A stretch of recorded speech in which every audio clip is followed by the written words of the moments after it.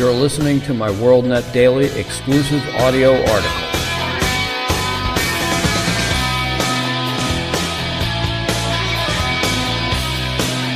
Today's WorldNet Daily exclusive audio article is entitled, "Will a Biden administration send our nation into a third depression?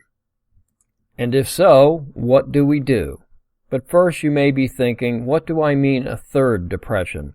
While America has had many recessions, we've experienced only one depression, which is pretty remarkable. So let me rephrase it. We have had only one depression that we know of, the Great Depression, which lasted from about 1929 through the late 1930s. And I fear that if all goes the way it may, Biden as president and the Dems actually do take the Senate, we will likely experience a third. And this one may be our worst. I'm sure we've heard how the great President Franklin Roosevelt, he was one bad dude, ushered us out of the Great Depression by developing all those wonderful programs and spending all that money. We call it stimulus today. But everything most have heard of FDR was a load of crap. It was Roosevelt's policies that pushed us from a depression into a Great Depression, not the other way around, but I digress. Still, as far as most people know, it was the only depression this country has experienced.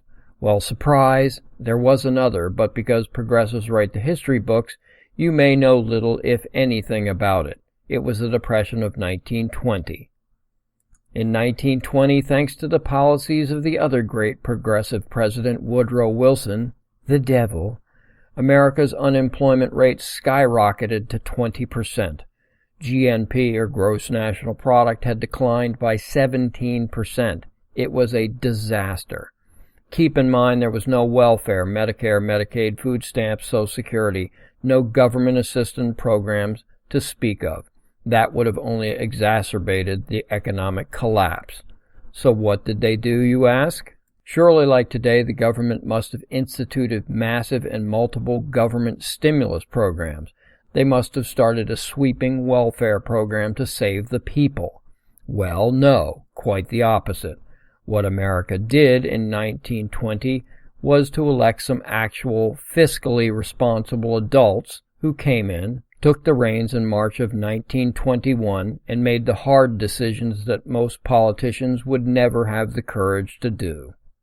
The newly elected Warren G. Harding Calvin Coolidge administration cut the federal government's budget almost in half within 2 years.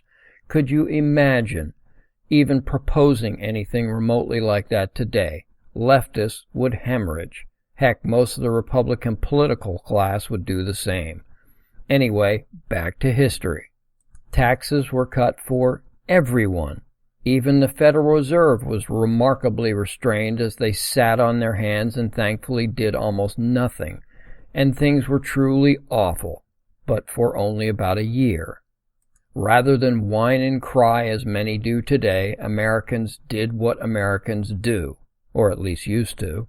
They took their medicine, endured the economic hardship, and just 6 months later, by August of 1921, the unemployment rate had dropped from 20% to 6.7%. Harding died suddenly in 1923, and his vice president, the great Calvin Coolidge, continued the programs, and by the end of that year, the unemployment rate was down to 2.4%, an 88% drop. We've heard the term the Roaring Twenties. Well, it was the Harding and Coolidge policies that made the Roaring Twenties roar. Not government programs or intervention. There were no bailouts. Companies were allowed to fail and new ones took their place. Capitalism was permitted to thrive in such an environment, and did. All the lessons are right here from which to learn. Capitalism versus socialism. Government versus the private sector. Spin versus actual results. Everything has been tried before. There's nothing new, and it's history that shows us what has worked and what has not. Now, I don't want to get ahead of myself, but if the Democrats achieve what they claim to want, by 2024, our nation will likely look worse than it did in 1920. There will be pain coming one way or another.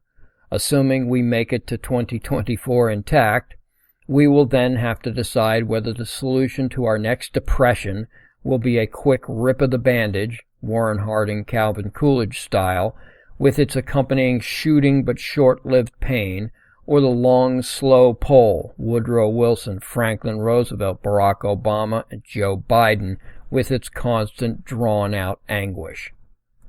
Thank you for listening.